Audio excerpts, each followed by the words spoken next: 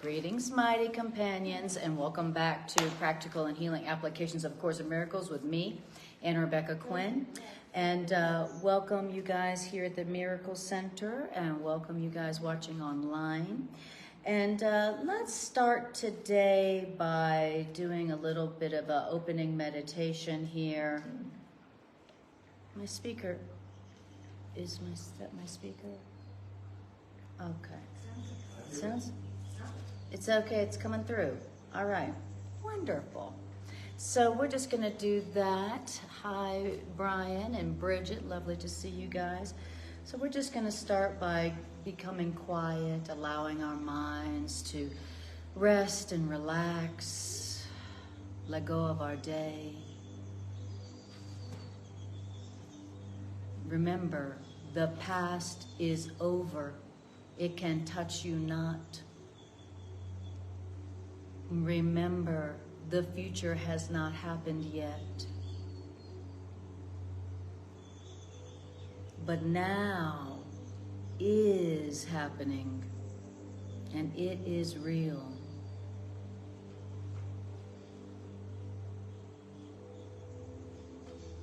So let's practice the holy instant. And we begin this practice by seeing this moment now as all there is of time.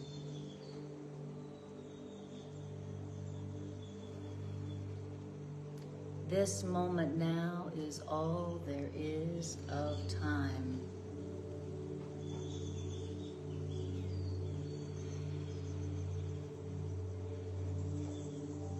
In this holy instant, do I give to you, Spirit. Be you in charge, for I am certain that your direction, Spirit, does bring me peace.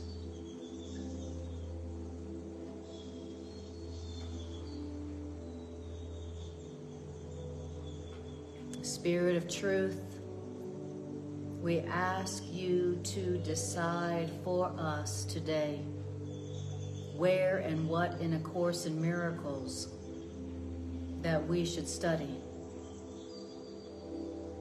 You know our calls for love, our calls for help. You know exactly how to answer our calls for help in the most loving, brilliant way that we do not. And so we ask you to decide for healing for us. We ask you to enter our healing circle and guide our minds to truth.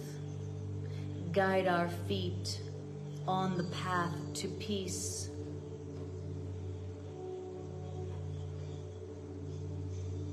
Spirit of truth and healing in our mind, we give to you our problems today for you to solve them for us, since that is what you asked us to do.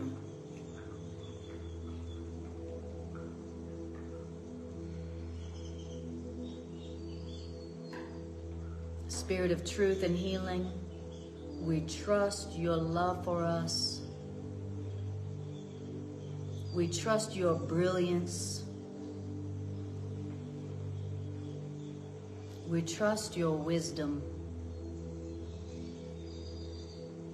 And so we ask for it and we accept it.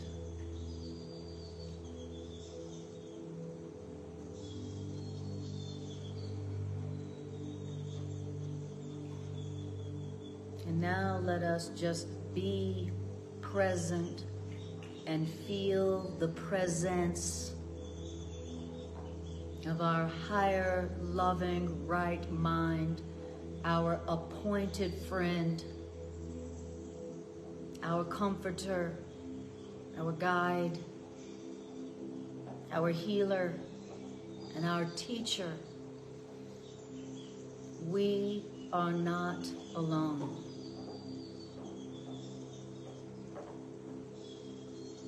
We do not have to figure anything out alone. We do not have to solve anything alone.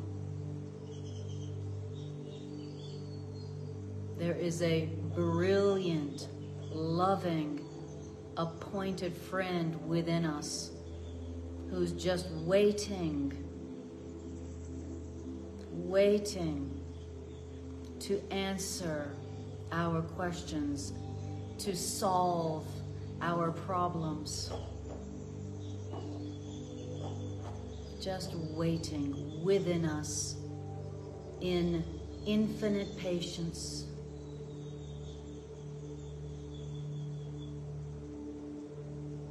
And breathe and feel this presence that lives within you.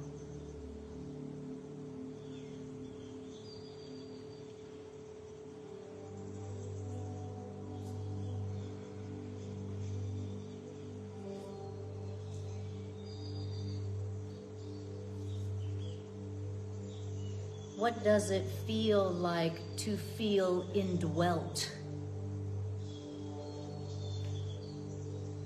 by holiness itself?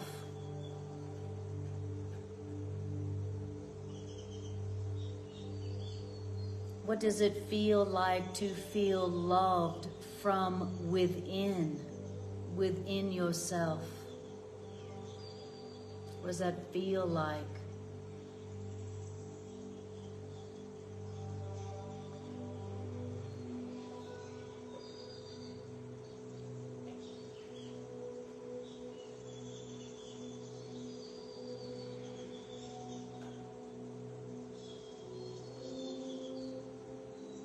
Course in Miracles teaches us that our Creator created us complete. That means lacking nothing. That means needing nothing. Our Creator created us whole, which means complete, which also means holy. What would it feel like to feel complete from within right now, needing nothing, lacking nothing? What would that feel like?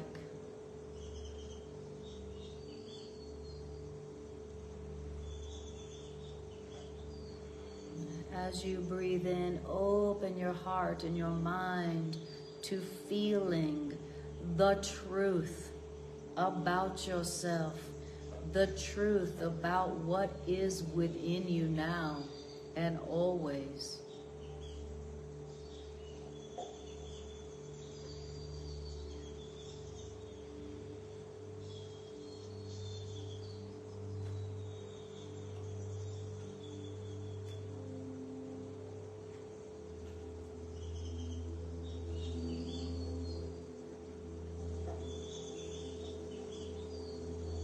If you believed that you remain exactly as God has created you, what would you be feeling right now?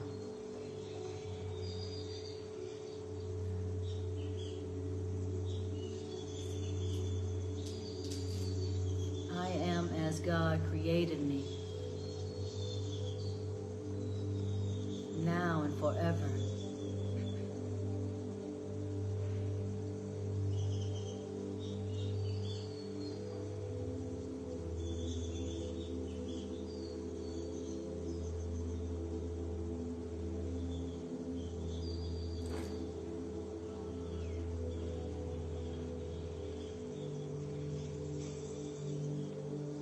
The Course in Miracles tells us that the peace of God is shining in us now.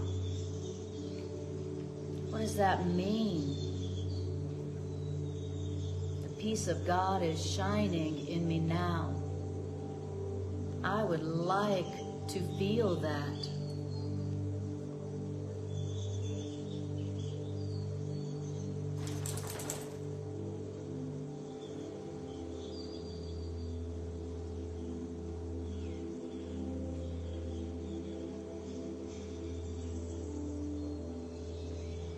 I am not a body.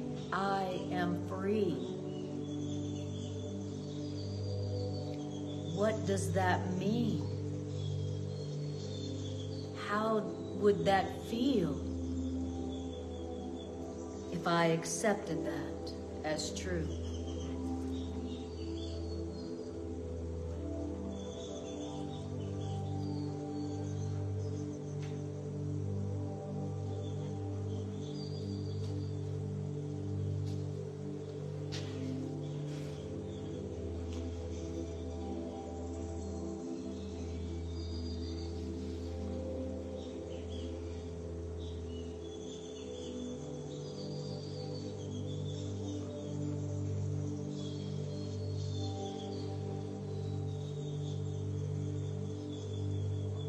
The Course in Miracles tells us there is nothing to fear. What does that mean? What would that feel like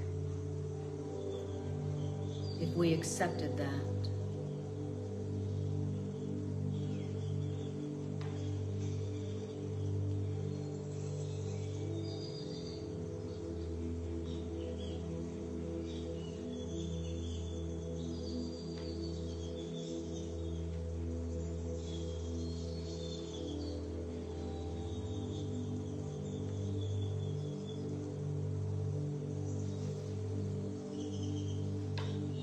The Course in Miracles tells us we are one self,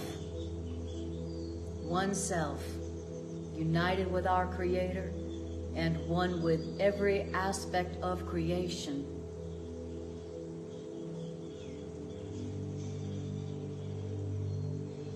What would it feel like if we accepted that as true?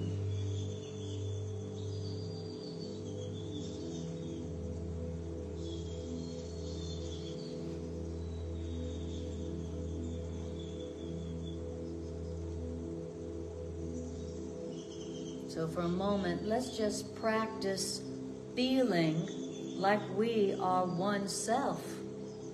One self. One self united with our Creator. Let's practice feeling that we are one with every aspect of creation. No separation. No bodies. No death. We are one self, united with our Creator.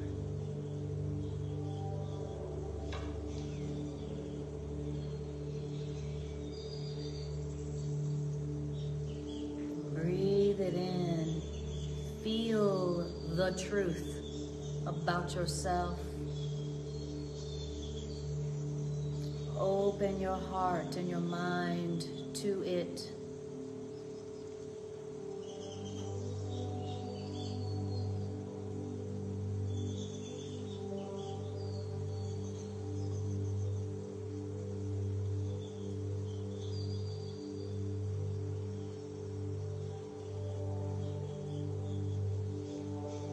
Let the truth be true now.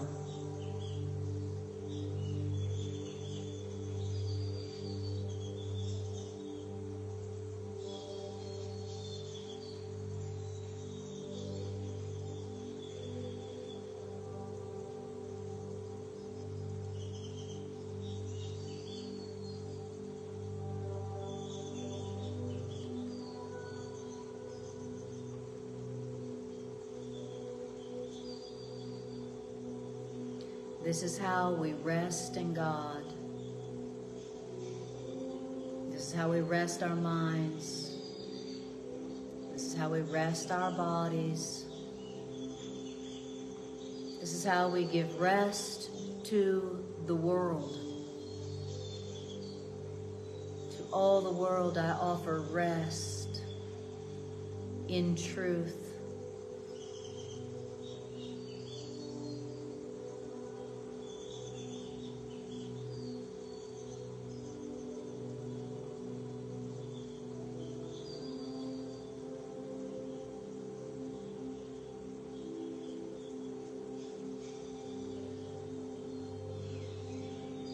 To all the world, let us offer the rest that truth brings to all our minds as one.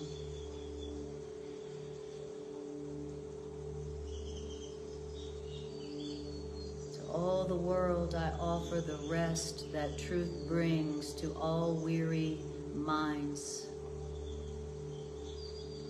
all broken hearts,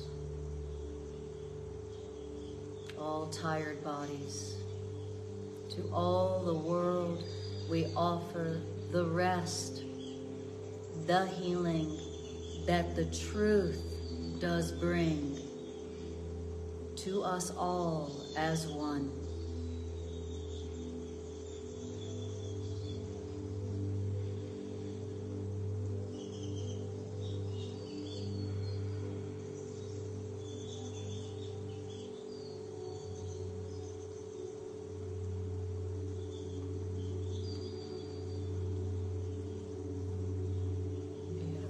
Thank you, God, for the truth. Thank you, God, for the truth. And take another deep breath. Just noticing how it feels to rest in truth, to join, to recognize you are joined. Notice how that feels in your mind, your heart, and in your body. Enjoy it. Let it set within you. This is how we remember who we really are. This is how we remember God. This is how we accept the healing of our minds for ourselves and the world with us. Thank you, God. And when you're ready, just take a breath and open your eyes and yawn and stretch. Whew. Wow. Okay. Isn't that nice? Isn't the truth relaxing? Isn't the truth healing? We're being healed by truth. You know, what relaxes you? When you hear the truth. What calms you? When you hear the truth. What relieves you of stress in the body? When you hear the truth. Truth is the healer. We're healed by truth, not by something outside of our bodies. We're healed by the truth, by hearing the truth about ourselves, accepting the truth about ourselves, listening to the truth about ourselves, even if we don't believe it, even if we're resistant. We're healed by truth, not by anything that we put in our mouth or put in our veins or put on our bodies. We're healed by truth, and truth is free. I love that about truth. I do love a good deal, a good bargain. And I've never seen a better bargain than what I hear A Course in Miracles is offering. It's like, I can have all the peace all the time just for realizing I don't know anything. That sounds like a pretty good deal. Maybe I'll try it someday. Yeah, but can I get a little bit of a better deal? We're always trying to bargain with God. We already given everything and still trying to bargain. All right. So that was our random number generator prayer, where we ask Spirit to decide for us what we read. Okay. So now I'm going to go to the random number generator app that I have on my tablet. And we're going to see where Spirit, in answer to our prayer, wants us to study today. Okay? All right. So it's chapter 28. Okay? So Matt, will you tell me how many sections there are in 28? Since you got your book open.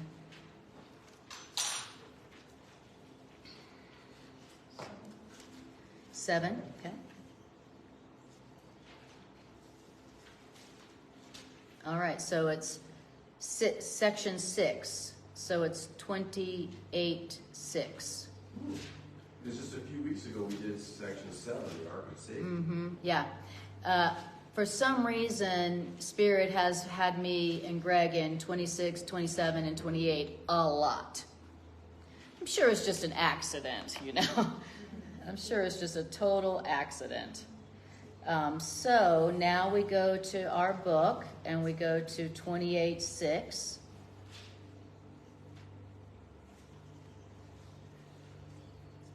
And I'm looking in the blue covered edition right now. I'm not sure what it is. So I'm in the blue covered edition, so we'll see what that is. So it's 28.6. 28.6. All right, the secret valve. See, this is why I do random number generator, because if I was gonna, I wouldn't pick that myself for our class. You'll see why in a minute. Why I wouldn't just be like, oh, let's do this. This will be a nice cheery class.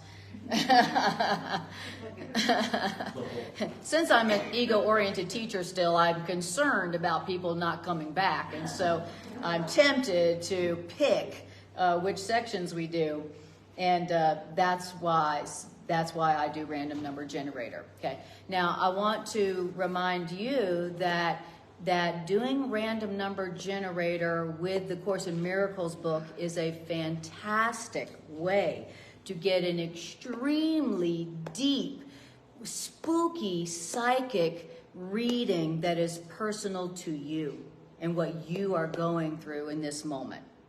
Right? Isn't it? It's everybody who uses random number generator knows it's spooky, weird, psychic, personal. When you do the prayer, Spirit, like we did, Spirit decide for me what and where in a course I need to study today, and bring then your question, and what should I do about such and such? Or what do you want me to know about such and such? Or how could I respond differently to this situation? Where you bring your question to your higher self through this. It's more precise in my perception than any kind of reading that you could get. It's very profound. It's just spooky psychic, you know. So that's something you can do. You can use A Course in Miracles as your oracle. You know the word oracle? You can use the Course in Miracles as your professional psychic. And it's spooky, weird, amazing, the most personal reading you've ever had. Okay? So that's a way you can use the course that is incredible help. And again, it's cheap. It's free. How much does it cost to go to a psychic these days? Too much. Good answer.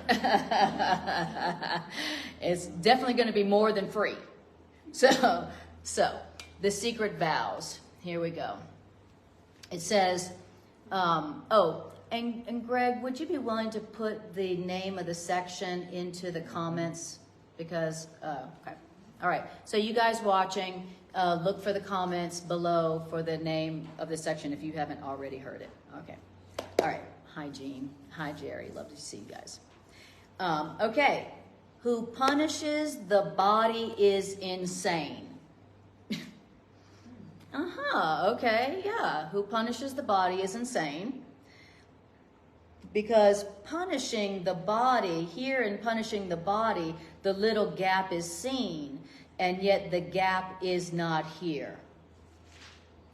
The body has not judged itself, and the body, we can talk about the body again, the body has not made itself to be what the body is not. What does that mean? When in doubt, just keep reading. What it means is the body is not seeking to make of pain a joy. Your body is not looking for lasting pleasure in the dust. In other words, your body isn't telling you what its purpose is, And your body cannot understand what your body is for. So your body don't know anything of what's going on for you, okay? It's not doing anything, it doesn't know anything, it's not doing anything, and it doesn't know anything. It's not seeking for anything, it's not judging itself. Your body's not looking at itself in the mirror and going, ew, right? Your body's not doing that.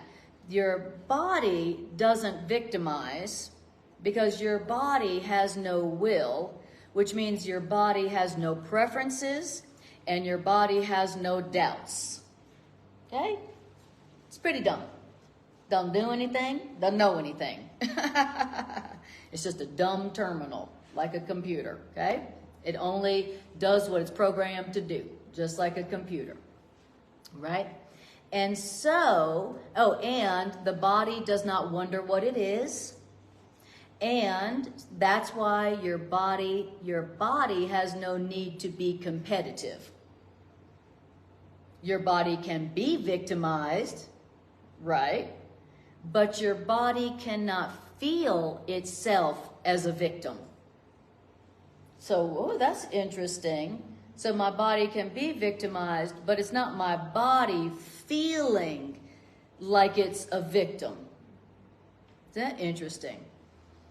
The body, in other words, accepts no role. The body just does what it's told without a word, without attack. Okay? So that's the story about the body. Now, that seems hard to believe, right?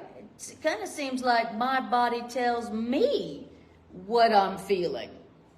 Do you have that experience? Where it's like my body tells me what I can and can't do each day. My body tells me how I feel. It seems like my body's telling me what I want. Seems like my body's telling me who I want. Doesn't it? It seems like my body is very bossy. Seems like my body is very mean. It always gets sick right on the day of the party, something I want to do. It does not seem at all like my body does nothing except what it is told to do. So I guess we have the wrong perception about our bodies, huh? I feel like a victim of my body. How about you sometimes? Yeah, it's like if my body has a backache, damn it, now I have to have a backache. It's like I have to do what it tells me to feel. Of course, the Miracles is telling us that your body isn't doing anything to you. It's not telling you anything. Your body doesn't want anything. It's even saying it's not your body that feels pain or pleasure. What? Wait a minute. My body's not feeling pain or pleasure? No. My mind is. My mind. How do we know that? Because something that one person does to my body might feel like I call pain, but if somebody else did that to my body, I think I'd call that pleasurable. And if somebody else did something to my body, I would call the police. Same action to my body, but in one case, what they did to my body, I call pleasure. And another situation where they do that to my body, I call the police. So what's the diff? So that's our proof that it's not our body that's feeling anything. I'm the one going, that's pain, that's pleasure. And I can tell them apart. Okay? So he wants us to know the truth about our body so that we can stop doing what? Punishing it for what it's not doing. Every time you judge your body, every time you do something to your body that hurts your body, you are punishing your body. Every time you judge your body, every time you compare your body to another body, every time you compare what your body has to what their body has, every time you look in the mirror and go, ew, or if you look in the mirror and go, or ew. And it just, you know, in a matter of hours, you know, in the morning I'm like, ew. And then, you know, after I've, you know, done my hours of, you know, then I'm like, oh. So you're punishing your body.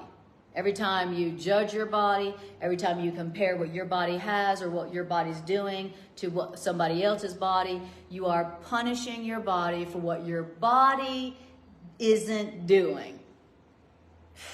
I'm so mad at my body. I just thought my body should have looked better by now. You know what I mean? I just thought my body should have gotten me more specialness by now, but it didn't. And I'm mad. Now I'm going to punish my body. Oh, I'm sick. Oh, now I have a pain in my back.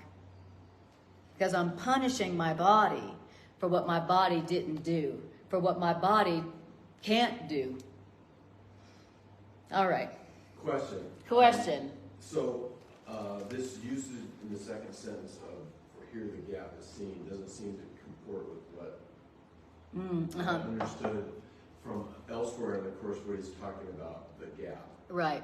So, can you kind of maybe put... Yeah, it's like, okay, so when you're punishing your body, you're imagining that there's a gap between your mind and your body. It's like, you know, the truth is that all we're seeing in our body is what our mind is thinking. So there really is no gap between what's happening in my mind and what's happening in my body. But I think there is. I think that my body is independent and it's just doing something to me against my will. I see. Okay. So it's like a gap, you know. At least I think that's one interpretation. Okay. Now, paragraph 2. All right, you guys are doing great. One paragraph. It's a miracle when you listen to something you don't believe. Paragraph 2. The body is indeed a senseless point of view to hold responsible for sight a thing that cannot see. And it's senseless to blame the body for sounds you do not like, even though the body cannot hear. So, and notice how it's not just my body. I am also blaming other people's bodies for sights and sounds I don't like. See? So it's completely senseless to hold responsible for sight and sounds something that doesn't see and can't hear. But that's what I'm doing. I'm holding my body responsible for sight and hearing, but it's not my body that sees or hears at all. But yet, if my body sees something that I don't like and something that I don't like to hear, then we punish the body. Whether I'm punishing my body or I'm punishing somebody else's body. Okay? Hence the insanity. Hence the senseless point of view. Insanity. It's insane to punish the body. Holding the body responsible for the sights and sounds you don't like, as if it was the body of another or yours that is responsible for what you don't like that you to hear or see, is a senseless point of view. It's insane. It's insane to punish the body. The body's like, I'm just following your orders, lady. You know, I'm just doing what you told me to do, but yet you're punishing me? You're insane. And that's right, I am insane. You know, when I'm punishing my body or someone else's body, I don't like what you said. I don't like what you did. You know, so now I'm going to punish your body. You know, what are we upset about all the time with everybody? What are we upset about? What their body said or did. Right? It's all about what their body said or did. So we're punishing their body for what their body didn't do. All right. Okay.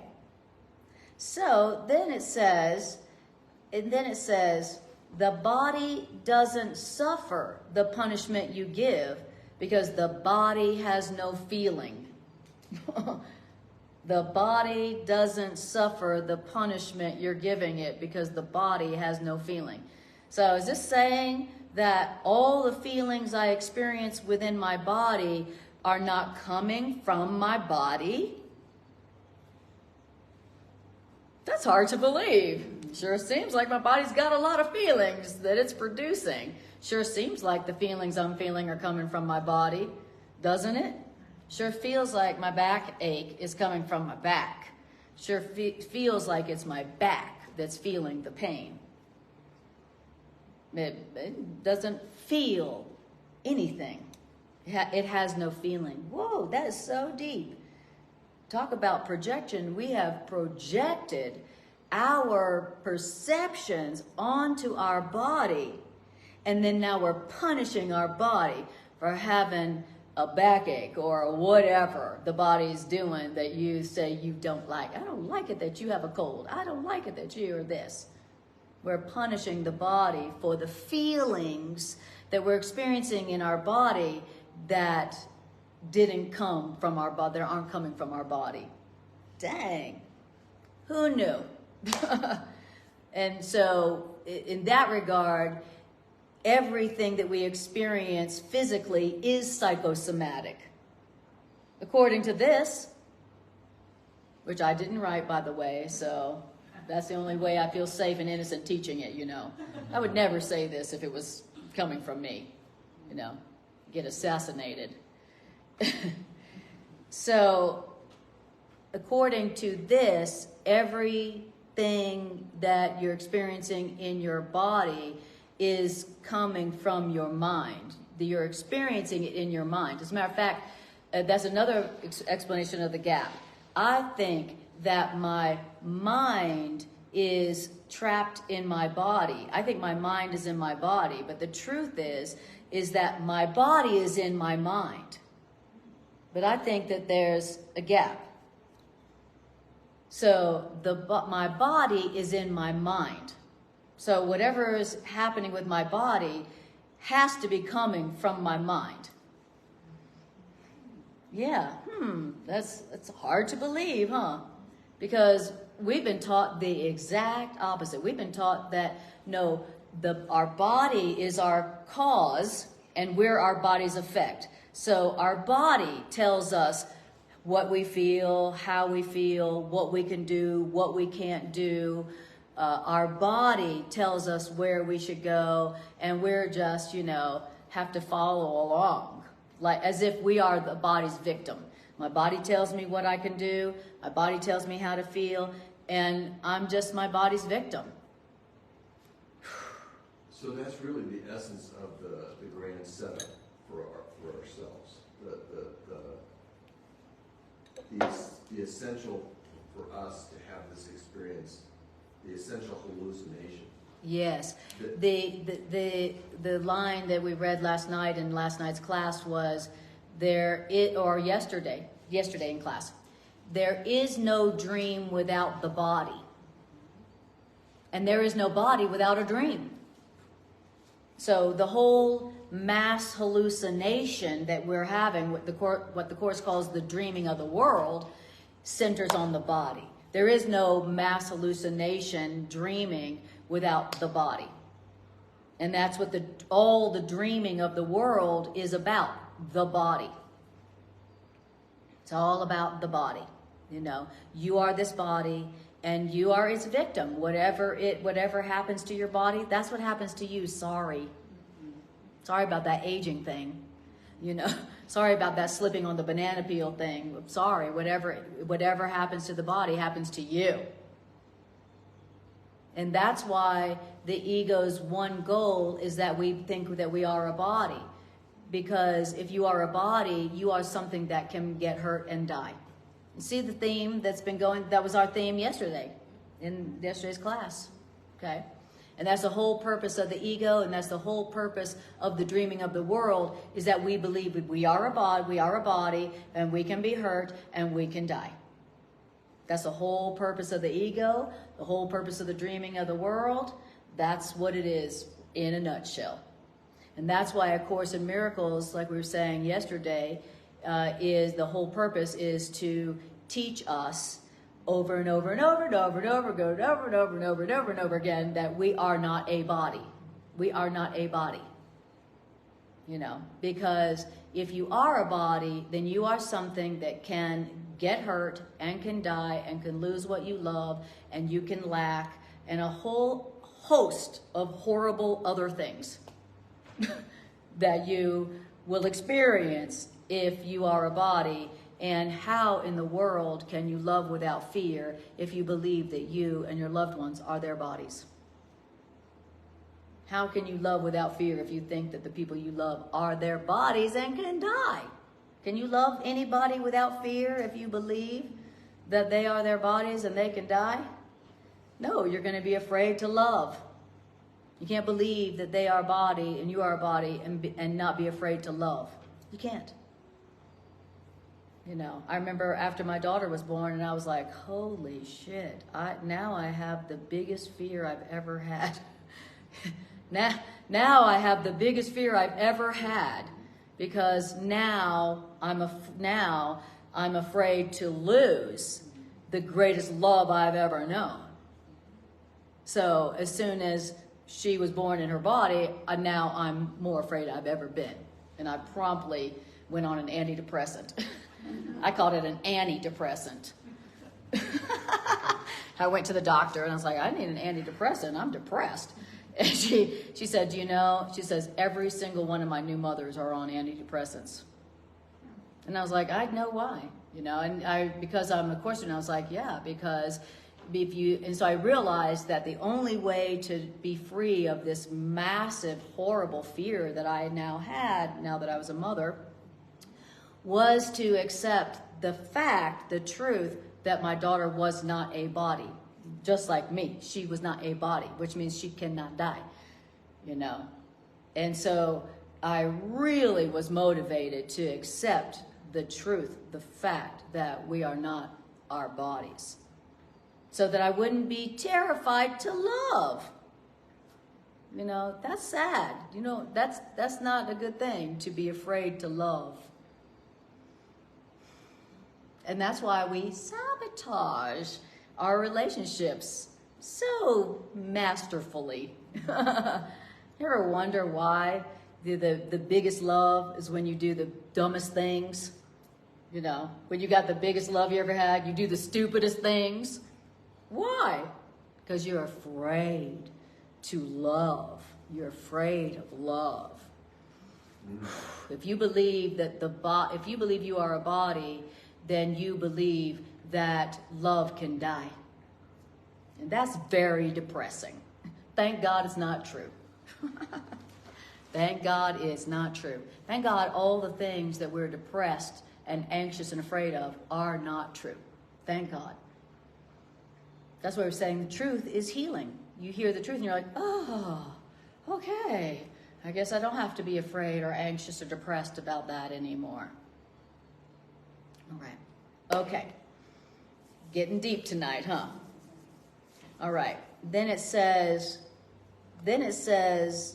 the body, we're in paragraph 2, and I don't know what sentence it says. Thank you. The body behaves in ways you want, but the body never makes the choice to behave in ways you want. The body isn't even born, and the body doesn't die. Well, the body, I know everybody's like, wait a minute. Wait a minute. Yes, but the body can do nothing but follow aimlessly the path on which the body has been set. And if that path the body has been set is changed, then the body walks as easily another way. The body doesn't take sides, and the body doesn't judge the road it travels. The body doesn't perceive any gap because the body doesn't hate. Now, the body can be used for hate, but the body cannot be hateful made thereby. Okay, so that's the other thing about the gap, is that the body seems to make a gap between you and me, right? That's what I was familiar with. So. The body seems to make a gap. It's like, we'll see the gap between us? But your body's there, my body's here, and what's between us? A gap. So the body doesn't see a gap, but we see a gap between our bodies, as if the body makes a gap between us. It's like we would be one, but you know, we're in separate bodies. So I guess we can't be one. I guess we're not one. Because look, we're not in the same body. We're in separate bodies, and there's a big gap between our bodies, so we can't be one. And that's the purpose of the body. That was the purpose of the body. Now we're giving the body another purpose. Now we're letting spirit give our body another purpose. Our body was made to make sure that we believe there's a gap between us that we could escape within if need be. If the love got too close, if the love got too real, then the body makes a gap between us through which we can escape from love. The body is our way of escaping from the love that we fear. So that statement, it is not born and does not die, is he essentially saying what we're calling life is just a false definition? Yes, exactly. What we're calling life is a false, we call life when the body's born. That's not life. We call death when the body ends. That's not death. So, and there have been people who have experienced a body that lasts for long periods of time. But the point being is that, when the body is born, that's not life, and when the body dies, that's not death. Okay? Life and death have nothing to do with the body. Nothing at all. Life has nothing to do with the body. Zero. And the only experience of death that we have is when we are born into a body. That's a manifestation of a belief in death. The body is a manifestation of the belief in death, because the body dies. So if a body dies, then its purpose was the belief in death. Its source was the belief in death. So really, here in our bodies, where we're like, oh, I'm so glad to be alive. Look, I'm in my body. I'm so happy to be alive. I don't want to die. The truth is that only in the body do you experience death or the illusion of death. So this is the experience of death. How do you like it? Yeah, it's pretty, kind of sucks, broken into by periods that are fun. How's it feel to carry around this heavy body every single day? How's it feel to carry around that much weight every single day? Does it feel good? So it's telling us the truth about the body here, as you can see. This is like the lowdown of the body, okay? I wonder why. Where's it going here? Hey, Jerry. Okay, paragraph 3. The thing you hate, and the thing you fear, and the thing you loathe, and the thing you desire, all at the same time. The body. That's a perfect description of how I feel about my body. I hate it. I loathe it. It's not good enough. It's not pretty enough. It's not this enough. It's not that enough. It's not good enough. I don't have enough. But I also desire it. I hate it. I loathe it. I fear it. And I desire it. Right? Isn't that the way we feel about the body? That's a perfect description of how we feel about the body. The body that you loathe and hate and fear and want, the body does not know. The body doesn't know about that. And then we send our body forth to seek for separation and to be separate. We go, body, go find me some separation. Body, go find me some separation. Come on. Okay. We send our body forth to seek for separation. It's another way of saying it. We seek our body forth to get what will never make us happy. Body, go get me some more stuff that won't make me happy. Body, go get me some other bodies that I still won't be happy with. Body, go get me some things to possess that I still won't be happy with. Okay, body? Are we clear? Go get me some more specialness, body. Come on. You know? Go get me some specialness, some power, fame, money, and physical pleasure. We send the body forth to go get that stuff that will not make us and has never made us happy. Okay? And then we hate it. Then we're mad at it. Why? Not for what the body is, but for the uses you have made of the body. So if you're sending your body out to get some love or to get some stuff that's not going to make you happy, it's not going to satisfy you, you're going to be mad at your body all the time. You're going to be disappointed in your body all the time. You're going to be like, love, I sent you out to go, body, I sent you out to go get some specialness and some love, and you failed. You failed me again. You didn't get me enough specialness. You didn't get me the right person. You didn't get me the right things. You didn't get me enough fame. So you send the body out to get what will never make you happy, and then you blame it on the body. You blame your body and go, body, you know, if you were just a little bit better, then, you know, you could have gotten the happiness and the specialness for me. Then we blame it, we hate the body, and then what do you do when you blame it? When you hate something, you punish it. Okay? And of course, a miracle says that you're not hating the body because it didn't work. You hate the body because of what you're using it for, which is getting. You're using the body for an unloving purpose. You know, you're not sending your body forth, go give love to everybody equally, right? That's not what we've been using our bodies for. Go give love to everyone equally. Nope. We're using our bodies to get something for just us and not them. Go get me something. Go get something for my body that's just for me and nobody else. And we're going to call it love, but we're not going to be happy. And it ain't no love without happiness.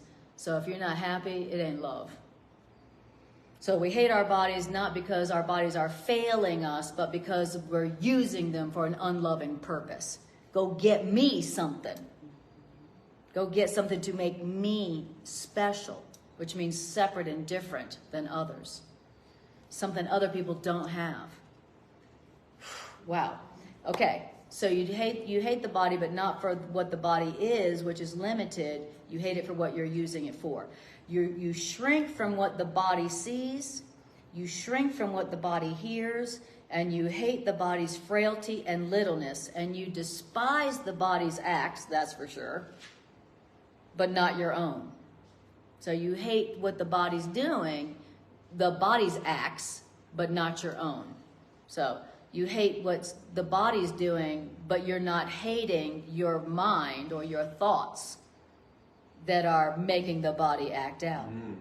So I'm like, my body is just sucks. My body is blah, blah, blah.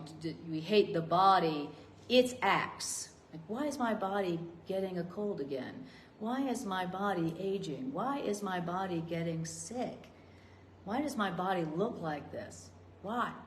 You know, I'm hating my body's acts, but not my acts, not my thoughts, as if it's the body doing it to me. I hate what my body's doing to me, not realizing that I'm doing it to my body. But my body's just following. My body is just acting as I'm using it. Okay. That is true that we hate our body's frailty and littleness, don't we? You know, just like, I just hate it that it's aging. I just hate that. I hate that it's so frail. I hate that it needs so much maintenance all the time, every day, expensive maintenance. You ever notice the cost of clothes and food? My God, the prices of food, geez. The cost of maintaining a body with food is getting, and shelter is like, I like, really, wow. I hate that my body needs all this really expensive food. I hate that my body is so frail that it needs shelter that's incredibly expensive. I hate that my body's so frail that just one day at work and then my back hurts or my neck hurts. Frail. I hate my body's acts. I hate what it is. I hate its frailty and its littleness. And I'm always complaining about it. What do you hear people complain about the most? Oh let me tell you about my bunions. Let me tell you about... You want to see them? No, we don't want to see your bunions. I don't want to hear about it. I got these warts in the weirdest places. You want to see them? And that, I know. I am not a doctor. I'm not your doctor. Imagine if you were a doctor, you would have to see all that gross stuff all the time. That's why they get paid the big bucks, because they got to look at all that stuff. Okay. You want me to look at your butt? You're going to have to pay me big time. Have you only take a glance at it? Exactly. They're like, oh, my God. Okay, you're out. All right, that'll be $300. All right. Then it says, right, so, and you despise your body's acts, but not your own. Your body sees and acts for you. Your body is seeing and acting for you, not for itself. Not for your genes, not for your genetics. Your body is acting and seeing and feeling for you, not itself or your genetics. And your body is frail and little by your wish. Whew-wee. That's hard to believe, huh? My body is frail and little by my wish. My body seems to punish me, and so my body seems to deserve my hatred for the limitations that my body's bringing to me. Yet, we have made of our body a symbol for the limitations that we want our mind to have and see and keep. It seems like it's my body's limiting me, but the truth is that my body is a symbol for the limitations that I want my mind to have. The limitations I want my mind to see and keep. The limitations I want to see and the limitations I want to keep. The body is just a symbol of the limitations that I want my mind to have. The limitations I want to see. The limitations I want to keep. The limitations I want to have. My body's just a symbol for the limitations that I want my mind to have. Dang, well, I apparently want my mind to have a lot of limitations because my body really does seem to be limited and fragile and weak, really. And the older I get, the more fragile and limited and weak it seems to be. Wow. But the truth is that the body has no weaknesses or limitations or frailty in itself. The limitations and the weakness and the frailty of my body is just a symbol. It's a physical outpicturing of the limitations I want my mind to have. Dang. I guess I want my mind to have some limitations. And the essential question then is, why would I want to have these limitations? Why? Very good. Why? Why? What am I afraid of? Yeah. What am I really afraid of to want these limitations? Yes, exactly. Why do I want my mind to have these limitations? What am I afraid of? Exactly. Well, apparently, I'm afraid of freedom, I'm afraid of my eternal nature. I'm afraid of the power and beauty of my spirit. I must be, and of course, I'm afraid of love.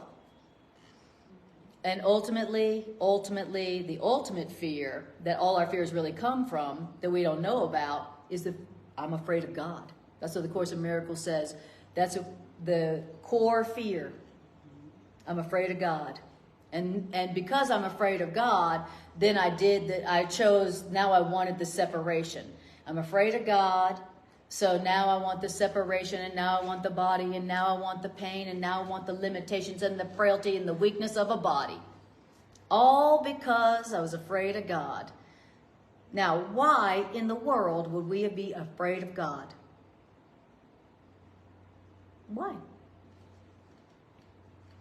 Well, of course, a miracle says... We're taught to fear God. What'd you say? We're taught to fear God. Yeah, we're taught to fear God. Exactly. We're taught to fear God. We're taught that God is judging us. But even deeper than that is that God, in God's perfectly fair loving, God has created all of us equal.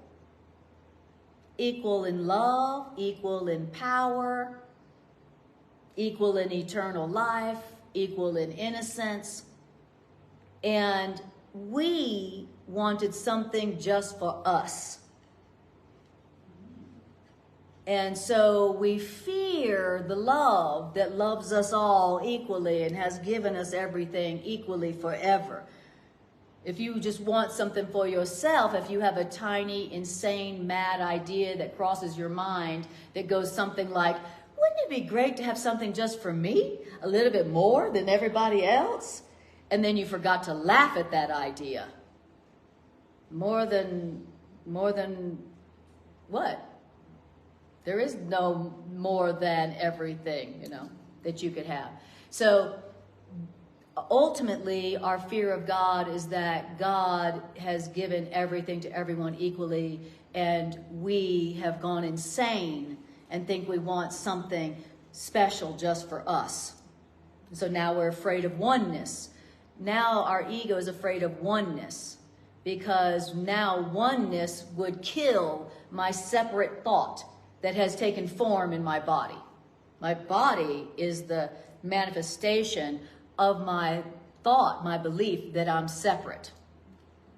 And so if I return to oneness, which God is, then what happens to my separate identity and my body that came from my separate identity? What happens to it? So God is death to the ego. Love is death to the separate ego. So that's one reason why we're afraid of God, same reason why we're afraid of love. And that's why we want our mind to be limited and weak and frail. Because I'm afraid of oneness. I'm afraid of freedom. I'm afraid of love. I'm afraid of having everything forever and everybody else having it also. I'm afraid of that. Because I identify with my ego. I identify with my separate ego. I identify with my body, which is a separate thought. So you can't have oneness and a separate thought at the same time. So to preserve my body and my mind as separate, I've got to keep my mind limited and weak and frail. That deep. All right. Well, isn't that special? Who could that be? Satan? Who would put that little naughty thought in your mind that it would be fun to limit your mind? All right. It's like we use our false self as a shield from keeping us from being free. That's exactly right. We use our limited, fragile, and weak body identity self to keep us from being free and happy and living forever. What a great idea that was. Who could that be? All right. Now we're in paragraph 4. And so the body represents the gap between the little bit of mind you call your own and all the rest of what is really yours, which is everybody else. I'll say that sentence again. The body represents the gap between the little bit of mind you call your own and all the rest of what is also really yours. You hate the body, but yet you think your body is yourself. And you think that without your body, yourself would be lost. And you hate your body. Like, that doesn't make any sense. You hate your body, but you think your body is you, and you think without your body, you'd be lost? Well, this is the secret vow that you have made with every person who would walk apart. This is the secret oath you take again whenever you perceive yourself attacked. No one can suffer if they don't see themselves attacked. I'll say it again.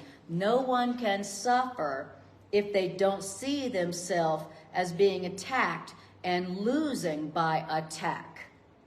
Ooh, you saying I'm suffering because I see myself, I believe that I've been attacked, and if I don't believe I've been attacked, and I don't believe I can lose by this attack, you're saying I wouldn't suffer? Ooh, you just said that's the end of suffering. I wouldn't be suffering if I knew I couldn't be attacked and thereby knew that I couldn't lose by any attack. I wouldn't be suffering. Wow. He says, unstated and unheard in consciousness is every pledge to sickness. Yet it is a promise to another person to be hurt by them and to attack them in return. Wow.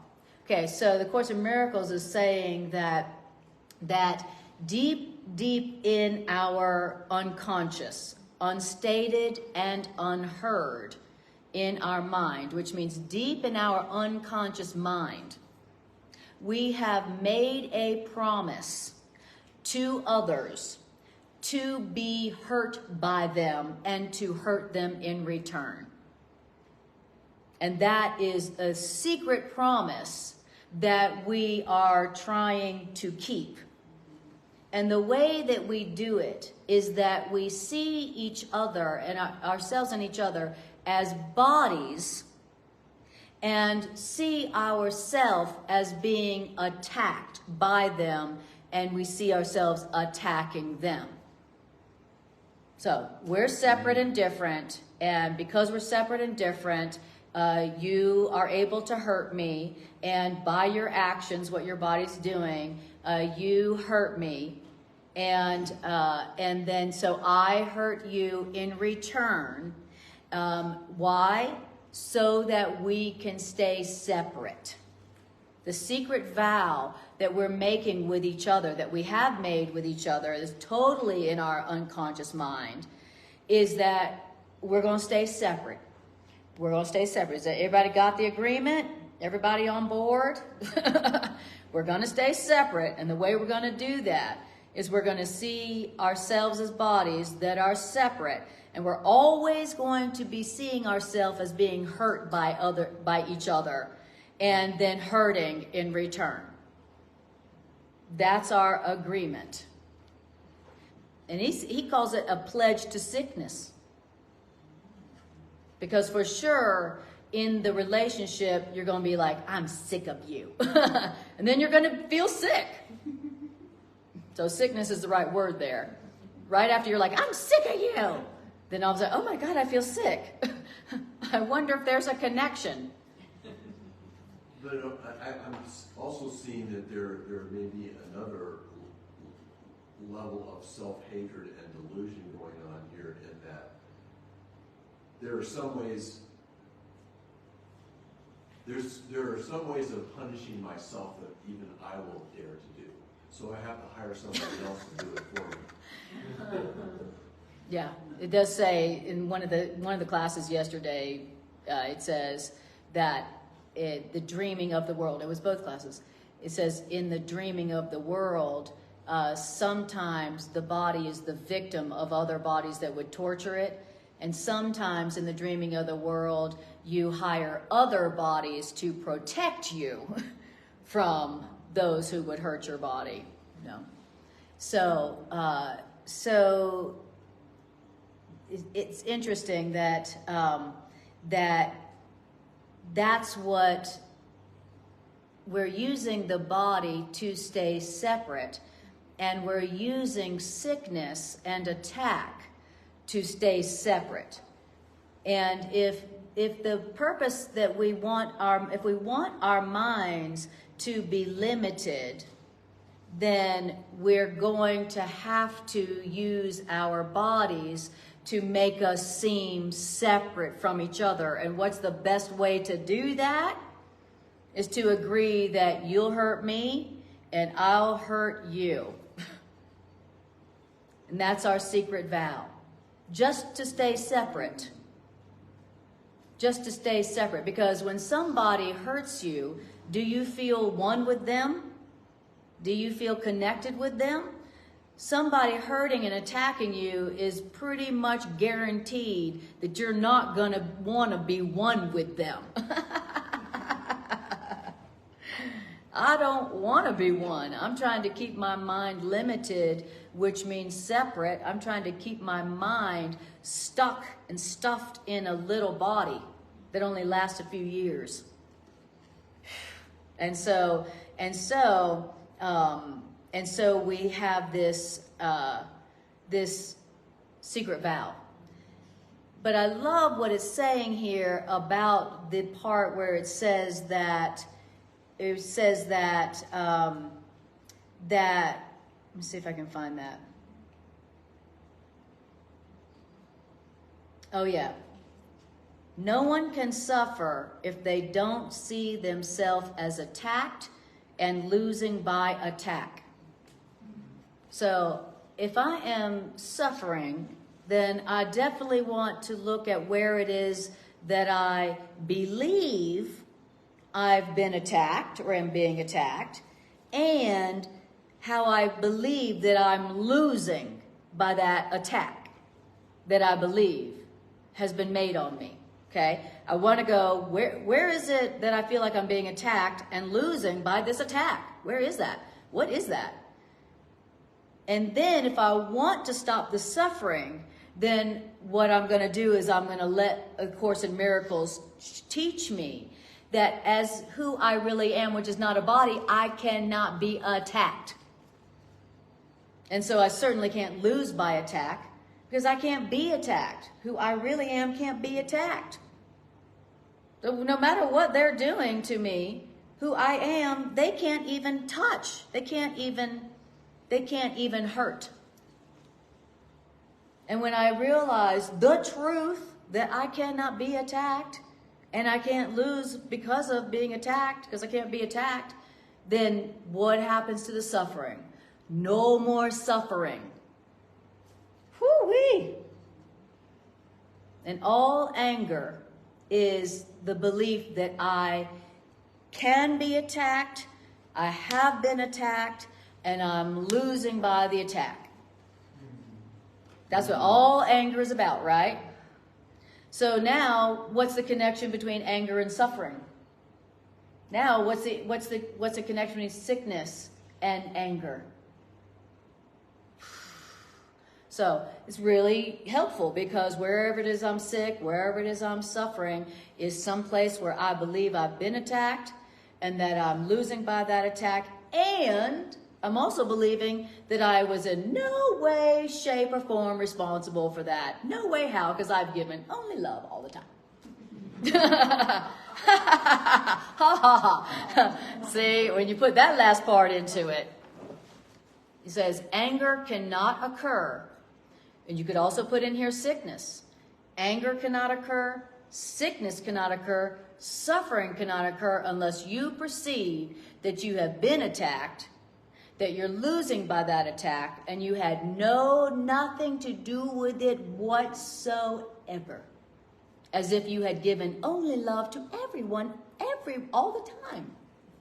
And we know that ain't true. That last part. The perfectly innocent victim. Exactly. So suffering and sickness and anger all are one thing of believing that you are your body, identifying with your body, identifying with something that can be attacked, believing you can be attacked, believing that you can lose by that attack, and then believing you had nothing to do with it whatsoever. And that really clarifies the statement elsewhere in the course that minds cannot attack. That's right. Exactly. I have to believe that I'm a body That's with my own thank little you. mind That's right. in order to have all of those experiences related to sickness and attack. Yes. Because mine cannot attack That's what right. we're told. That's right. Exactly. I have to believe, like you said, I have to believe I'm a body with a limited mind in order to perceive myself as having been attacked. Isn't that deep? That is the end of suffering. That is the end of sickness if you want it. When you want it. When you want the end of your sickness and your suffering. Paragraph 5, it says, sickness is anger taken out upon the body. Sickness is anger taken out upon the body. Why? So that the body will suffer pain. That's what sickness is. I want the body to suffer pain. Sickness is the obvious, or pain. Sickness or pain is the obvious effect of what was made in secret. I'll say that again. Sickness and suffering is the obvious effect of what was made in secret. In secret, in agreement with another person's secret wish to be apart from you, as you would be apart from them. It's interesting. The sickness and suffering and pain is the obvious result of an agreement made in secret between you and another to be separate. Who knew that that's where it was? I thought it was a bug that was going around. I thought it was COVID. Nope. And when is that agreement made, in the ether before? In your unconscious mind. Okay. In your unconscious mind. And he's saying that sickness is an agreement that we made with another to be separate from them, which means to hate them and to be attacked by them and to attack them in return. Sickness and suffering and pain is the physical manifestation of a secret agreement with another person to be separate and different from them, which means to hate, to attack them, and to be attacked in return. Isn't that deep? That's hard to believe, isn't it? Take COVID, for instance. Okay, so we have a pandemic, so... Yes, that... Okay, people are... Okay, explain it. Okay. Okay, COVID, go.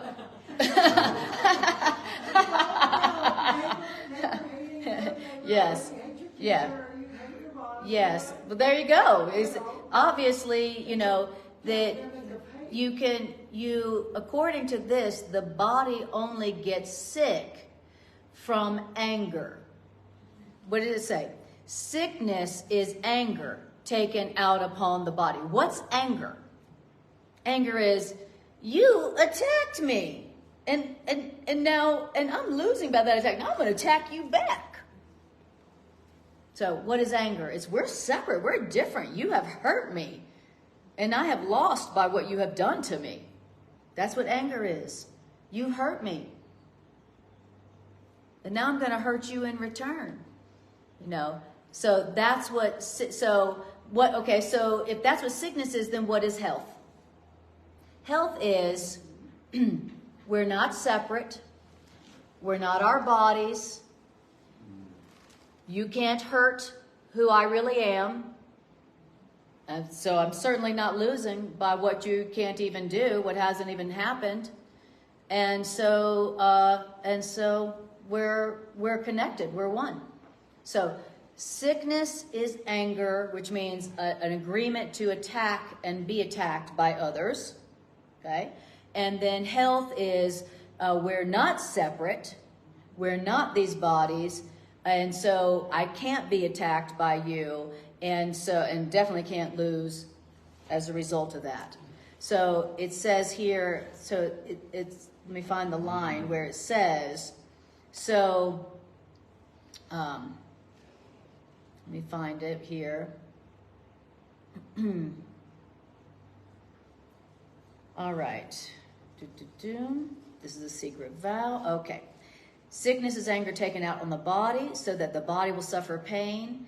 Sickness and suffering is the obvious effect of the secret, the agreement that was made in secret, in agreement with another secret wish to be apart from you as you want to be apart from them.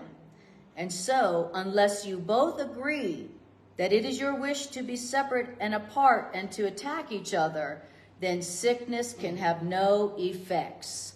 If both people don't agree that we're separate and can attack each other and hurt and be hurt by each other, if we don't agree that we have been hurt by each other, if we don't agree that we've been hurt by each other, then sickness cannot occur. Dang, sickness can have no effects. There is no gap between my mind and yours. There is no gap between my mind and yours. Whoever says that has kept God's promise, not their tiny oath to be forever faithful unto death, and by your healing is your brother healed. Let this be your agreement with each other. Let this be your agreement with each other. What's the agreement with each other? What's the agreement? You'll be one and not apart. We are not different. We are not separate. And so you cannot attack me and I cannot attack you. Let this be your agreement with each other, that you be one and not apart. And then they will keep the promise that you make with them, because that's the promise that they have made to God as God has made to them. God keeps God's promises. You keep yours. In your creation, did your Creator say, you are beloved of me and I of you forever. Be you perfect as myself, for you can never be apart from me. We don't remember that we said, yes, we will, though in that promise we were born. Yet God reminds us of this promise every time we don't share a promise to be sick, but instead let our minds be healed, which means unified. So the other sickness is keeping a promise to be separate from each other in anger and attack. Health and healing is the promise to let our minds be healed, which means unified. So if our minds are unified, where's the attack? There's only attack if the minds aren't unified. So the end of the sickness is where we say, you know what? We're not separate.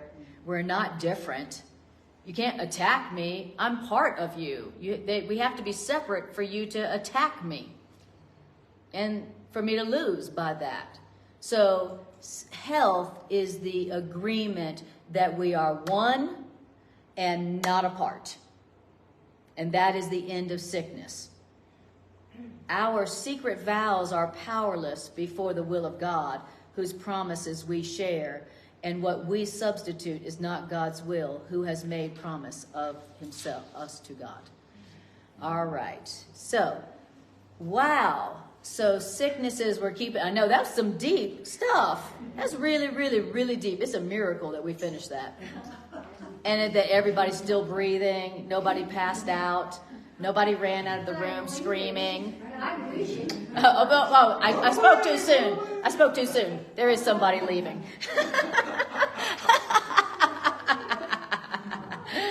just her body. It's just her body, though. It's not her. She can't really leave us. Don't tell her. Don't tell her she can't leave us. So, all right. So let's do a closing integration meditation, shall we? Woo! I love it.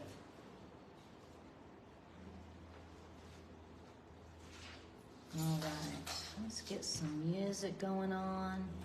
Well, you guys are some truth troopers if I ever saw them. For real. That's some really hard to hear stuff, huh? That's really hard to believe. It's very challenging because, you know, it really does seem like sickness is just something, it's just an accident that happens to us. And it really does seem like we've been attacked by others and have lost by their attack. But I can also see in that teaching there that there's a tool for us that we can use if we choose to, in that if I'm sick or suffering, you know, injured or whatever, I can, if I can make that association, who or what situation am I not forgiving? Right. Where do I need to offer my participation in forgiveness? That's right. Exactly. And forgiveness meaning correct interpretation. And so where it is that you feel like you've been attacked and have lost by that attack, it's a call for forgiveness, correct perception, which means we're not separate. And so I can't be attacked. We can't attack each other.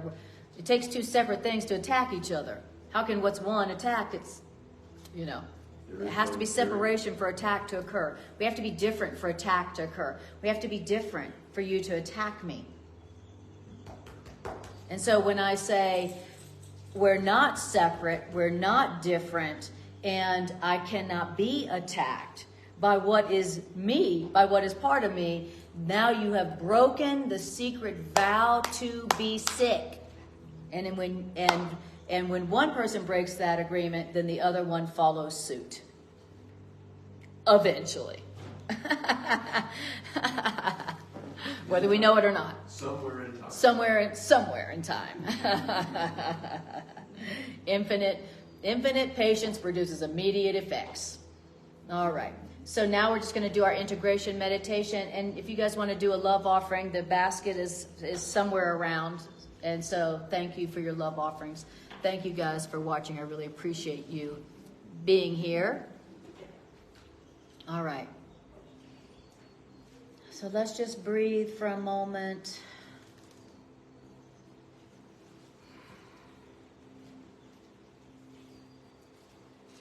That was so deep.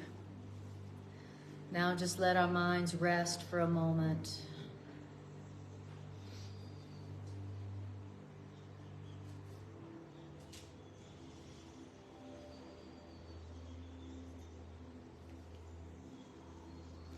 Whew. All right.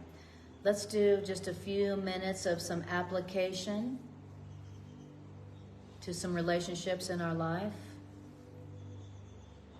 so that we can experience the miracle of health and healing and joy and abundance and freedom.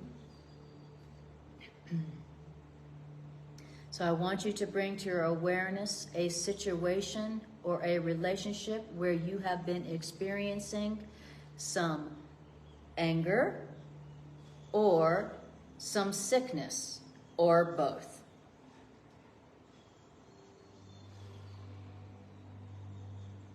Where is it you have been experiencing some anger or some sickness or both?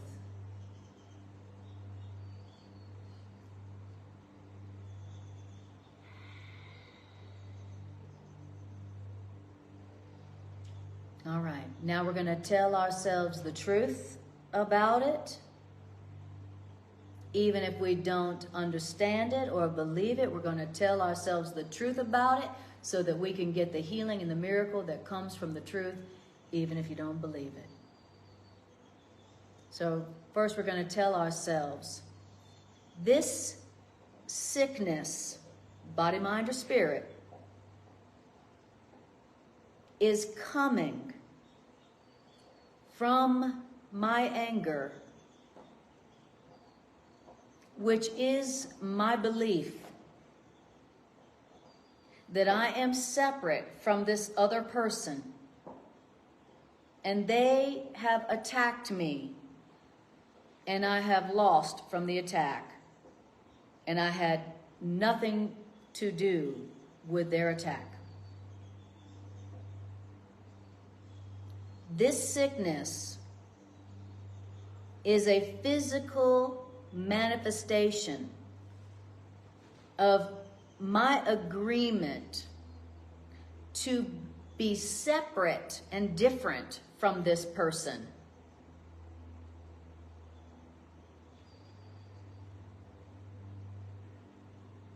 This sickness is a manifestation of my secret vow to be separate and different from them, the person I'm angry with, that I feel attacked by.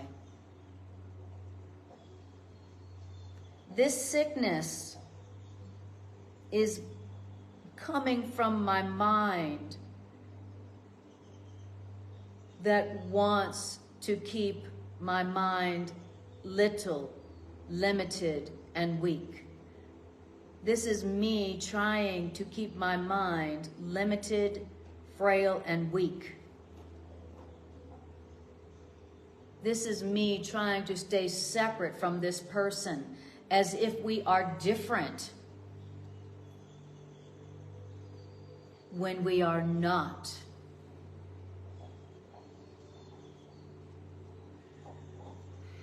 Take a breath. And now I want you to tell yourself the truth of the situation is who I really am cannot be attacked by this person. Who I really am cannot be attacked by this person. And so I do not wish to attack in return in anger. The truth of the matter is that me and this person are not separate. We are not different. We are one.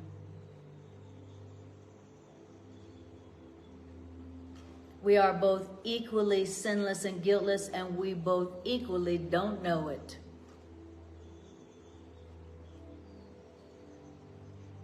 This person and I are not separate. We are not different. We were created as one in love forever by our Creator.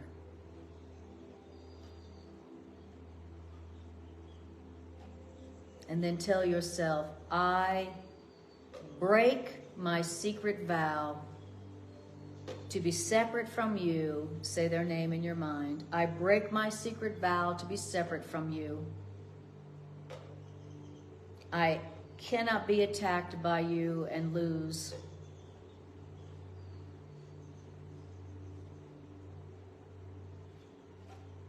For we are one. And there is no loss.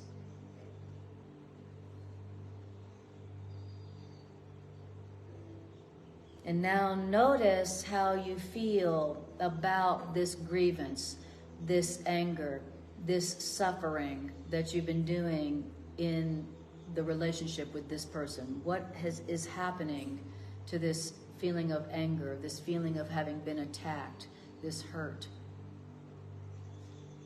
Notice any shift.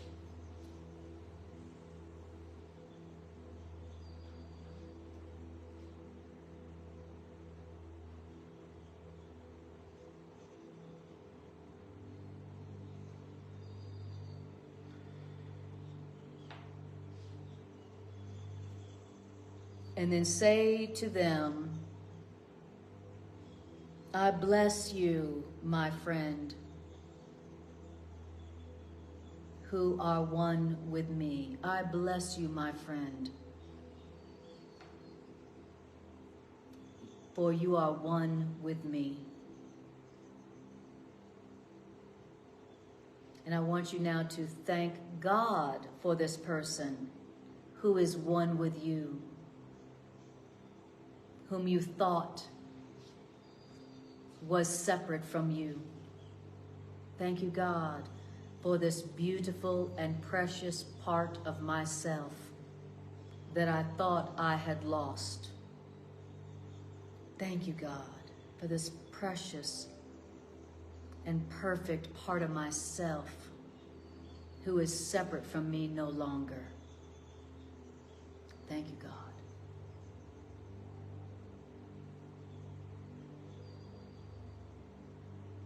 And then just notice how that feels.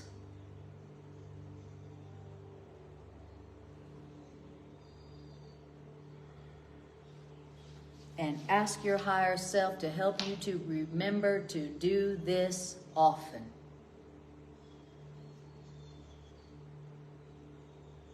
This is the practice of forgiveness, and this is the real source of lasting health. So be it. Thank you, God. All right.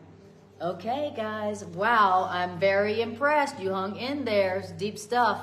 You guys are some truth troopers. You must really want to be healthy and happy. Yeah, yes, yes, we do. All right.